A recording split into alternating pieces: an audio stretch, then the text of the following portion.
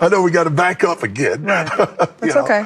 I want to back up. This is hard. This is hard. I know. I want to back up. It's worth noting, because of that unrest, that racial unrest in the 90s, that is why so many people who may not have been invested in OJ Simpson were just happy to see that someone who was rich and famous and black could get away with what other people did in the system as well, too. Payback. And it has to, and on a very larger scale, that's happening in America and will happen for decades to come, because the legacy of our despicable racial past doesn't go away in a generation. No. It takes a very long time. Even people... I'm glad that CNN basically just said the quiet part out loud, but then again, at the same time, I'm pretty sure you guys know that we were kind of heading in this direction anyways, but here it is a Sunday, and here it is, we're talking about a guy who died this past week at the age of 76, lost his battle with cancer. But of course, I'm pretty sure he can now rest assured know that Nicole's killer has obviously been put to justice. Of course, I'm being facetious, but then again, that right there has always been the joke when it comes to OJ Simpson. He's always been trying to find his wife's killer, which of course is obviously himself. I think everybody knows this, but of course, I'm not here to talk about the actual case itself. I'm here to talk about the actual reaction to his death and the reaction to people talking about his legacy. Even though the people who are in charge of the Heisman Trophy, they chose to put this response here out, which of course comes off as a little bit tone deaf. Yeah, obviously this guy's legacy needs to really actually be looked at. But like I said before, and I did say this in the previous video that I did yesterday, which I will link in the description box, as well as this video here from GaryShue33 in the comment section. I advise you guys go check it out. One of my video essays that I put together on the film Zulu and the Anglo-Boer Wars of 1879. But still, the thing is this right here. Excuse me, Anglo-British Zulu Wars. My bad. The thing is this right here, though. The reaction to this doesn't surprise me, especially given the nature of where we're at in today's society, especially with people continuously pounding the whole race narrative. We have race scriptures all over the place. So let me go ahead and start this video out right now by opening up a very, very quick salvo on everything that you saw at the very, very beginning in that little collage there, or montage, whichever one you might want to call it. You guys already know my feelings on Bill Maher. He's just flat out wrong, and don't worry, I will explain that over the course of this video. CNN, however, that doesn't really and truly surprise me. But then again, though, at the same time, when you are a network that simps for this current administration. Was there any reaction from the president to OJ Simpson's death? Do you know if they ever crossed paths? If so, how, when? So I'll say this, our thoughts are with his families during this difficult time, obviously with his family and loved ones. And I'll say this, I know that they have asked for some privacy, and so we're going to respect that. I'll just leave it there. Worst press secretary in American history, by the way. I need to go ahead and say that. No, I'm not saying that because of race or whatever. Trust me, there have been some press secretaries that were pretty bad as well. But of course, this one right here obviously takes the cake. But still, the point is, I don't think we should be surprised, especially given the fact that also a former senior Obama advisor went on CNN and said this. Happened just before with Rodney King, but also just how Black Americans feel about policing. It's not like OJ Simpson was the leader of the civil rights movement of his era. You know, he wasn't a social justice leader, but he represented something for the Black community in that moment, in that trial, particularly because there were two white people who had been killed, and the history around how Black people have been persecuted during slavery. There was just so... I'll say one thing before I go any further, okay? Because I think this right here kind of puts the nail in the coffin on the whole discussion of his legacy.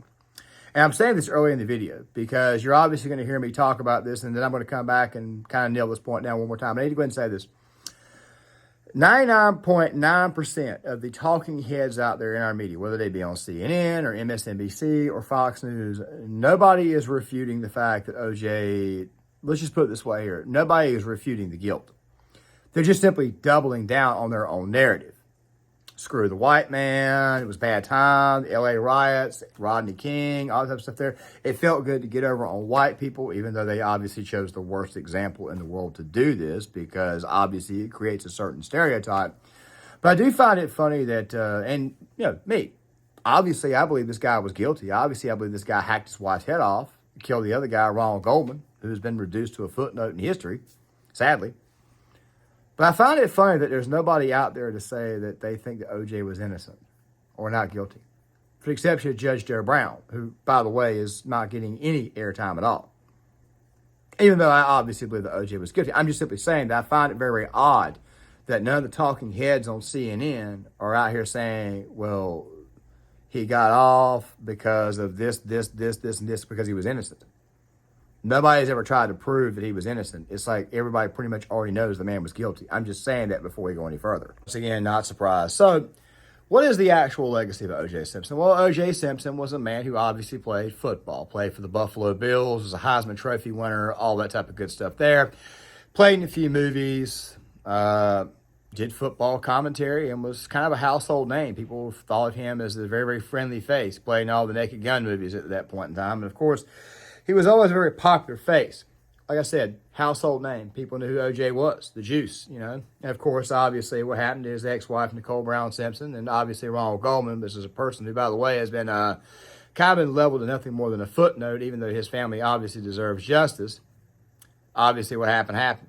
Now, there are some people out there who have speculated that there was something else going on, and they could actually prove that OJ was not guilty.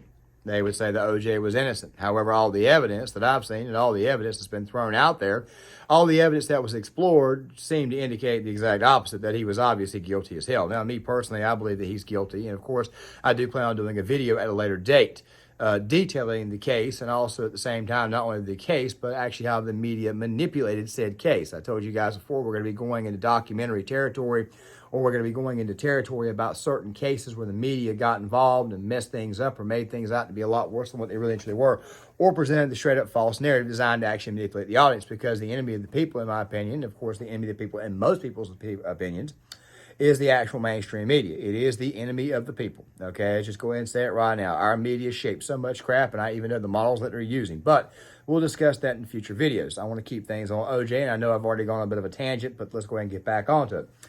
The guy murders his ex-wife, this other guy named Goldman, and of course, it's pretty well known that he did it.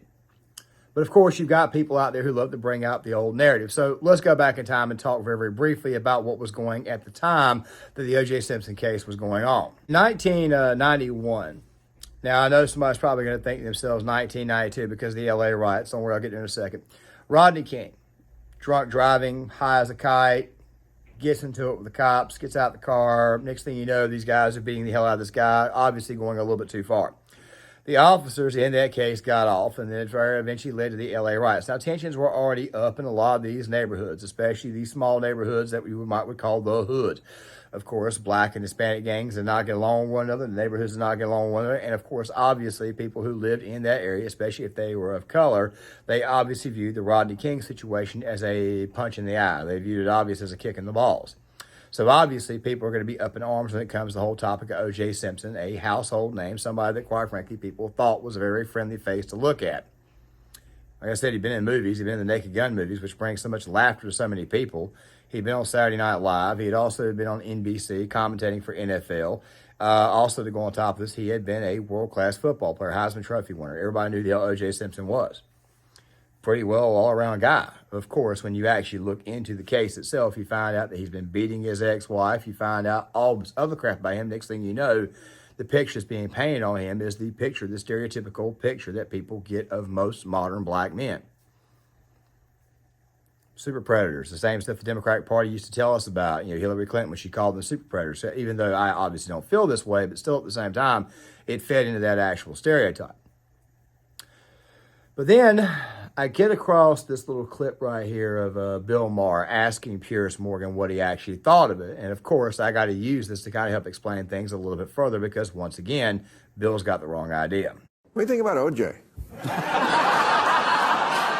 He did it. He did it, right? We all knew he did it at the time. We know he did it now, and now he's dead. We can all say he did it, and we don't get sued. I think that was my...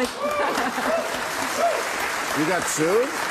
No, I'm just saying he can't sue us, so he's now dead. I mean, look, I just think it was a travesty of justice, but it was fascinating how that played out in America, and to watch that as I did from the other side of the pond, to see how many people were prepared to accept that he probably got away with it, but thought it was one in the eye back in the justice system.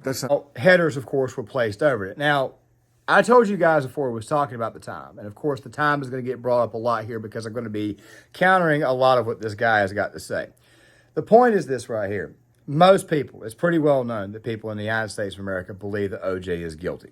Okay, and there's something else too I want to bring up, and I'm showing you guys this right here in the B-roll footage. And the reason why I'm doing this is because I have no idea if Oprah is going to copyright claim this or not, but still at the same time, I'm putting it up for you guys to see. Pay attention to the reactions of the crowd, okay? The reactions of the people when they got the actual verdict, okay? You're probably thinking to yourself that obviously black people, they were obviously much more interested in OJ getting off because maybe they did feel like they were getting jilted by the system. And this right here may be the case in South Central LA. The problem is this right here, a murder was committed. All the evidence in the world pointed to him being guilty. The prosecution, obviously, they bungled the case. They bungled the literal hell out of the case. They didn't need him to trial on the glove, which, by the way, had already shrunk because of the blood stains in it. Of course, the blood actually causes something to shrink like that, especially in that material. They didn't need to do that, okay? The prosecution, Marsha Clark and Christopher Darden, they completely screwed that entire situation up. That's the only reason why O.J. Simpson's even walking free, which, by the way, eventually O.J. Simpson would also go and steal some memorabilia and lose the civil trial to the Goldman family, where he had to shell out a bunch of money there, which made people often wonder, how do you win the criminal case but lose the civil trial? Very weird stuff. But obviously the stereotypes were out there. And of course it didn't help when you had the jury pool that was already pretty much on the side. That they're members of the jury that voted to acquit OJ because of Rodney King? Yes. You do? Yes. How many of you think felt that way? Oh, probably 90% of us. 90%? Did you feel that way? Yes. That was payback. Uh-huh. You think that's right? Right here are the stereotypes that get fed. Obviously, it makes people think that maybe people of color don't want what the hell is right to be done. They just want to get their side off. We've been seeing this more and more, especially when it came to the topic of, say, Jacob Blake, for example, in the situation where Kyle Rittenhouse got famous. That guy there showed up to kidnap them kids, and when he gets into it with the cops, he decides to run back to his vehicle and try to pull a knife out, and the cops gun him down, which, by the way, they were allowed to do. People were up in arms over that shooting. Or how about how the mainstream media, speaking of that situation, made people believe that Kyle Rittenhouse had killed men of color, when in reality what he done was he shot 3 guys, all 3 of them in self-defense. One of them had been an actual registered sex offender who had just been let out, Joseph Rosenbaum, and the other person, of course, was Matthew Huber, another general POS who had previously went to jail for beating up his girlfriend.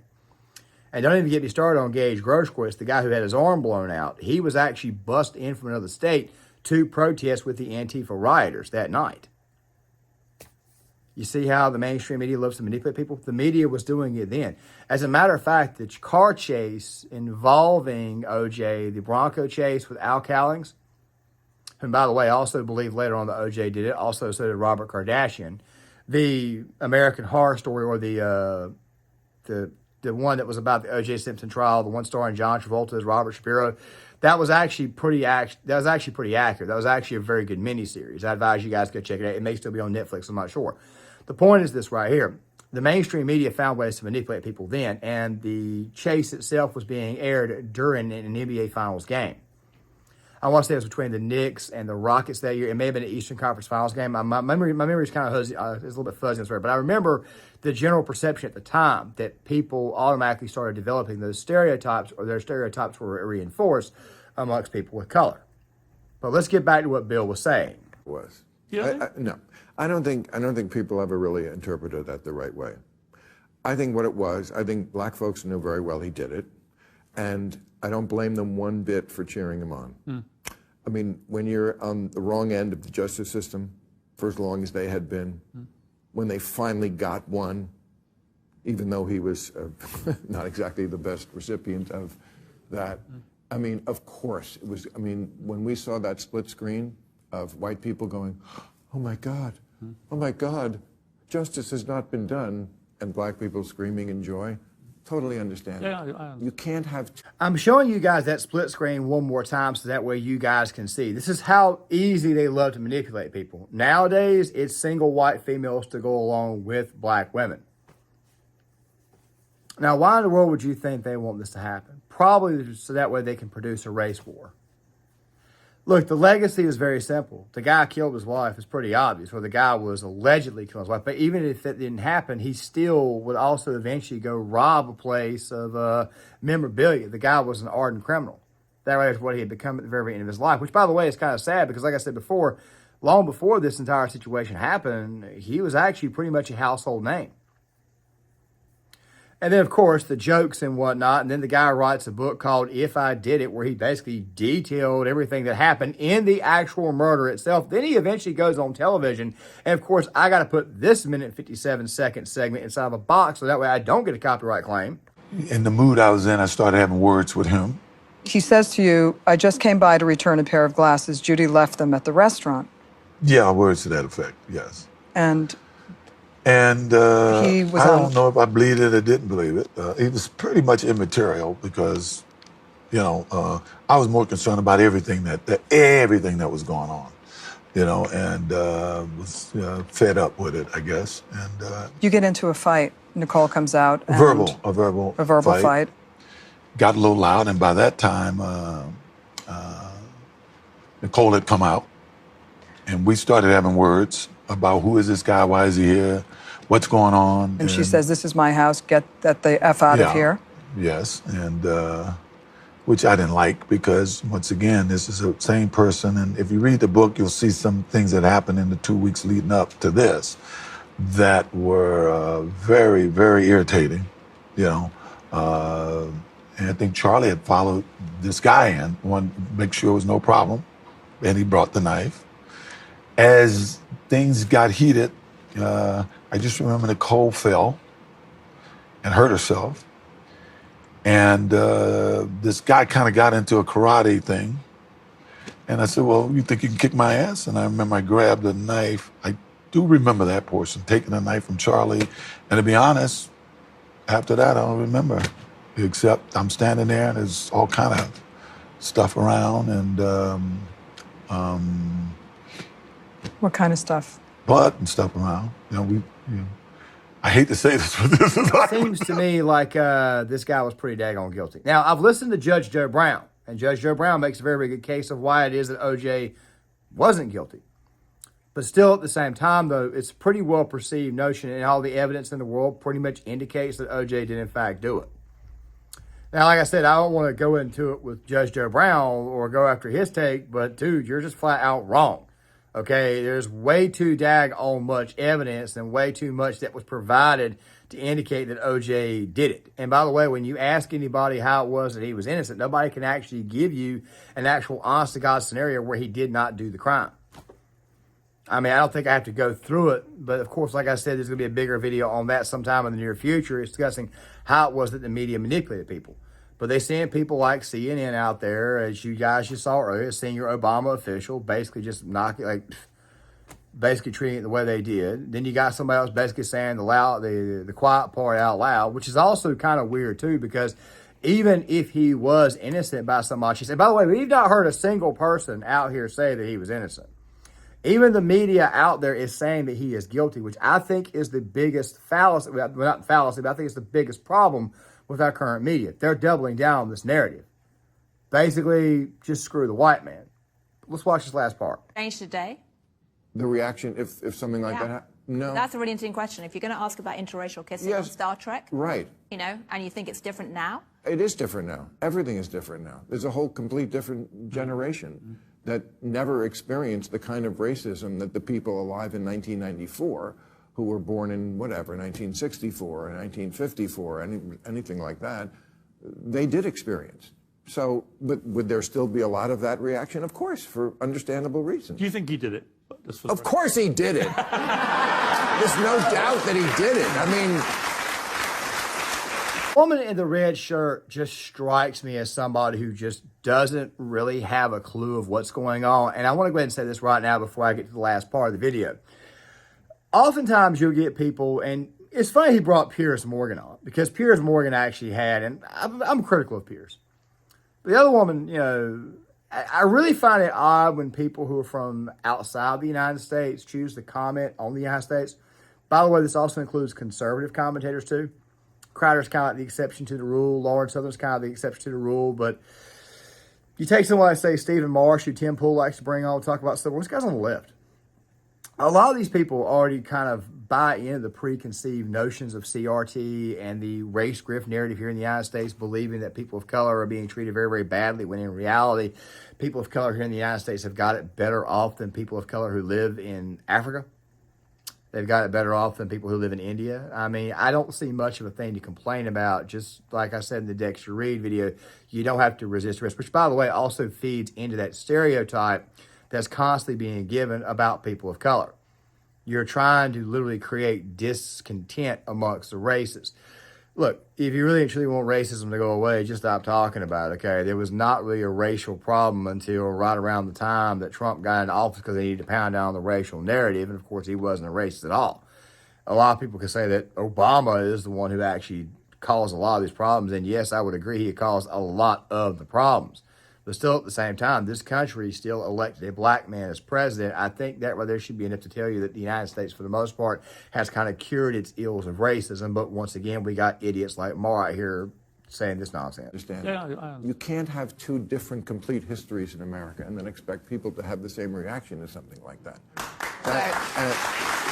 And to be, I just felt as, yes, it was a miscarriage of justice, but for white people to be that upset about the one time a black guy gets off, I thought that was the gross part of it. So that's the part that I really thought was... Two versions of history, okay? Nobody, and I mean nobody, says that people who live in South Central L.A. right around the time that Rodney King, what happened to him, happened, and the L.A. riots and stuff, nobody is saying that didn't happen. Nobody is saying that black people did not get treated badly by the cops in that area.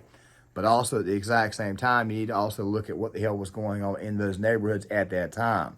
And you need to ask yourself a question, who the hell was really and truly at fault over this? This right here will also be the topic of another video in the future.